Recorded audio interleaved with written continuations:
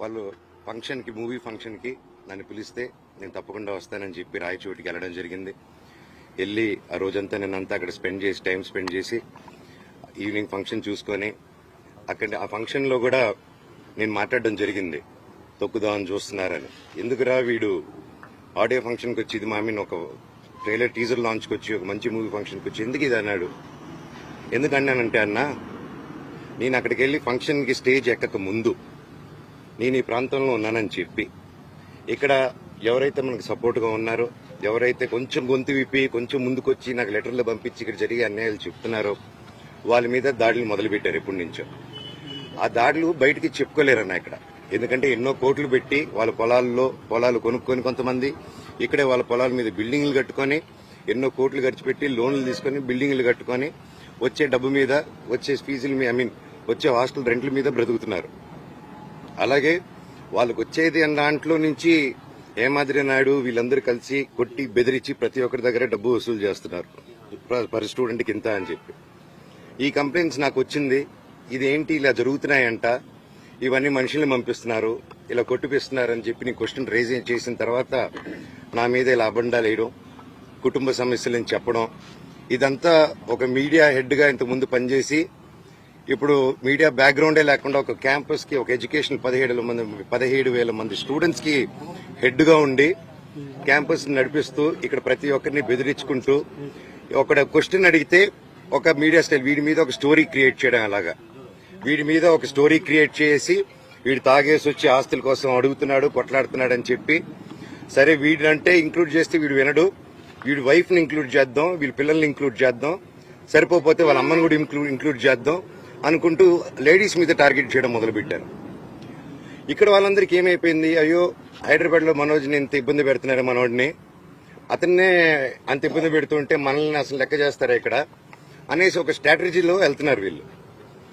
అన్న, నా సైడ్ నిజం ఉంది, వాళ్ళ సైడ్ నిజం లేదు, వాళ్ళని ఒక్క ప్రూఫ్ ఇమ్మనండి. నా దగ్గర అన్ని ప్రూఫ్లు ఉన్నాయి. సో ఇది ఆన్ గోయింగ్ ఇష్యూ. ఇది మళ్లీ చెప్తున్నాను, ఇది ఆస్తి గొడవలు కాదు, ఇది ఆత్మగౌరవంకి పోరాడే ఒక సమస్య.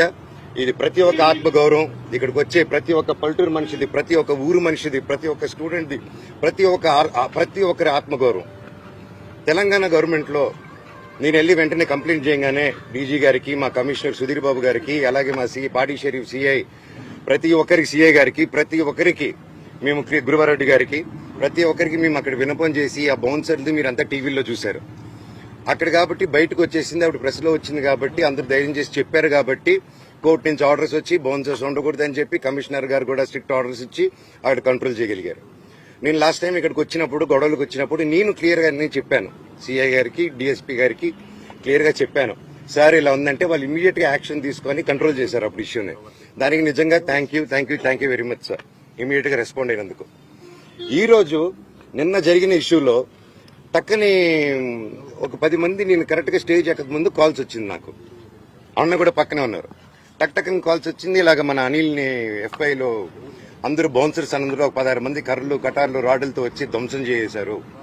ఎందుకంటే కొద్ది రోజుల క్రితం ఈయన మన క్యాంపస్ లో ఉన్నప్పుడు వినయ్ గారు పలువురు చాలా మందితో అదే హెడ్స్ తో కూర్చొని అందరూ హాస్టలర్స్ కూర్చొని చెప్తూ ఉంటే నిలబడి, సార్ ఇక్కడ టెర్రరిస్టులు లేరు, పిల్లలే, ఇంత బౌన్సర్స్ ఎందుకు సార్, వాళ్ళు కొంతమంది బౌన్సర్స్ రాత్రి అయితే తాగేస్తున్నారు, ఇక్కడ గొడవలు చేస్తున్నారు, దయచేసి వాళ్ళతో ఇవి అవుతుంది, ప్రొఫెషనల్ సెక్యూరిటీ గార్డ్స్ ని పెట్టండి సార్, ప్రొఫెషనల్ ఆర్మీ వాళ్ళని పెట్టండి సార్, ఆల్రెడీ ఆర్మీ వాళ్ళు కొంతమంది ఉన్నారు, ఇంకా పూర్తిగా వాళ్ళని పెట్టి డిసిప్లైన్ గా ఈ అలవాట్లు నేను వాళ్ళని సెలెక్ట్ చేసి పెట్టాలి ఇంతమంది స్టూడెంట్స్ ఉన్నప్పుడు.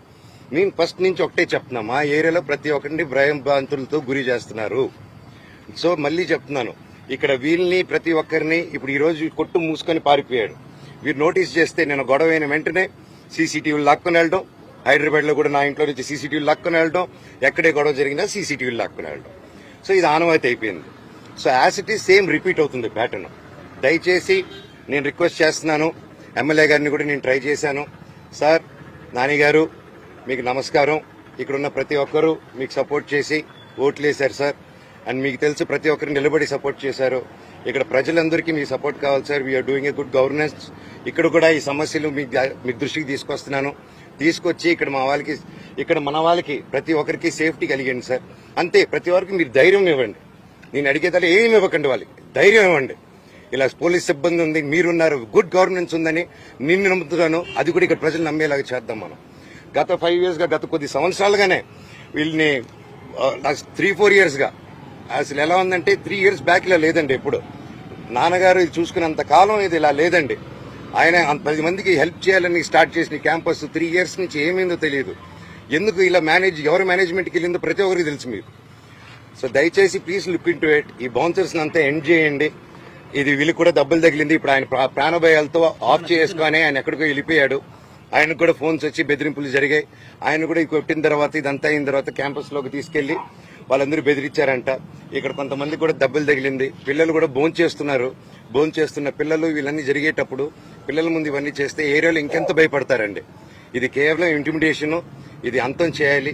దయచేసి మీ అందరూ రిక్వెస్ట్ చేస్తున్నాను. అలాగే విష్ణు గారు, వినయ్ గారు కూడా ఈ విషయాన్ని సీరియస్ గా తీసుకొని దయచేసి ప్రేమను పంచండి. ప్రేమతోనే డీల్ చేద్దాం. అంతా మనమంతా ఒకటి, మనం అంతా ఒక కుటుంబం. ప్లీజ్. Thank you.